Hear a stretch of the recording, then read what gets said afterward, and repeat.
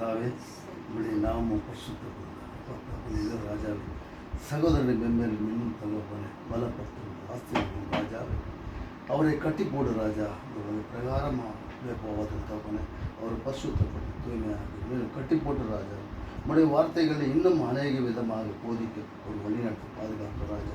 சத்தியத்தை சத்தியம் உங்களை விடுதலையாக்க சொல்லி ராஜா. அப்படி நல்ல சத்தியங்களை கொடுக்குற ராஜா. அந்த சத்தியங்களை நாங்கள் கேட்கப்பட்டு போதாத ராஜா. அதன்படி நடக்கக்கூடிய பிள்ளைகளை எங்களை மாற்றும் ராஜா.